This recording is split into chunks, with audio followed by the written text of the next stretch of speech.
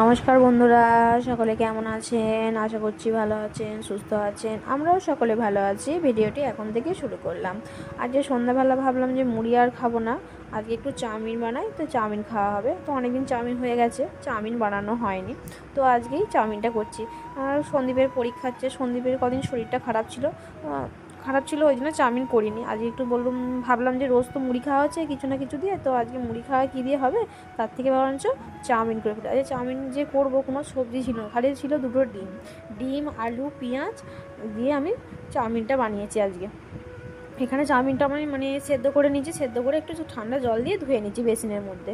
তো এখানে আমার চাউমিনটা তো সেদ্ধ হয়ে গেছে। তারপর এখানে আমি এখন জল ঝরার জন্য একটা গামলার উপর রেখে দেবো।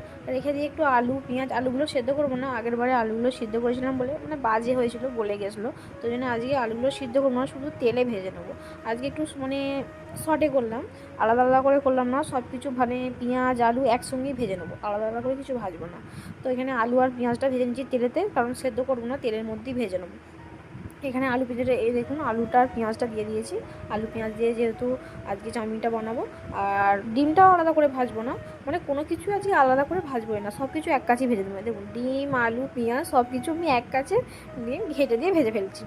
আর ভাজার পর দেখলাম যে ভালোই হবে, কীরকম হবে আমি জানি না, প্রথমবার করলাম, কতবার তুলবো, একবার আলু তুলে রাখবো ভেজে, একবার পেঁয়াজ তুলে রাখবো, তার থেকে আমি একবারই সব করে নেবো। এই দেখুন, আমি আলু পেঁয়াজ ডিম সব একবারে ভেজে নিয়েছি। ভাজাটা খুব সুন্দর হয়েছে, একটা হয়েছে, আলুগুলোও গলে যায় না, পেঁয়াজগুলোও বেশি পুড়ে যায় না।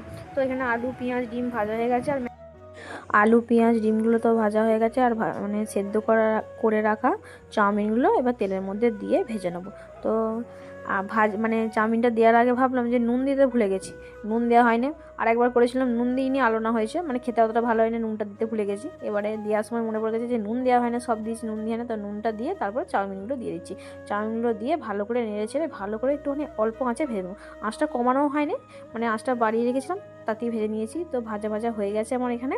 তারপরে ওপর থেকে একটুখানি সস দিয়ে ব্যাস সুন্দর করে নামিয়ে নেবো। আর একটা ম্যাগির মশলা ছিল, মশলার প্যাকেট, মনে পড়ে গেল যে একটা ম্যাগির মশলার প্যাকেট আছে, একটুখানি ম্যাগির মশলার প্যাকেট আর একটু জিরে গুঁড়ো দিয়ে দিই, তাহলে টেস্ট হবে একটু।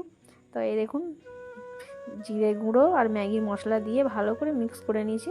আর তারপরে লাস্টে দিয়ে দিলাম টমেটো সস দিয়ে ভালো করে কড়ার মধ্যে মাখিয়ে নিচ্ছি, কারণ থালার মধ্যে দিয়ে দিলে একটু অসুবিধা হয়, কড়ার মধ্যে দিয়ে সস দিয়ে মাখিয়ে নিলে একবারে আমার সুবিধা হয়। দুটো খুন্তি দিয়ে ভালো করে নেড়ে ছেড়ে সসটা ম্যাগির মধ্যে মিক্স করে নিলাম। তো আমার এখানে ম্যাগি রান্না হয়ে গেছে, আর ওখানে সবাই বসে আছে। তো সন্দীপকে আগে প্রথম দেবো, তারপর আমরা খাবো।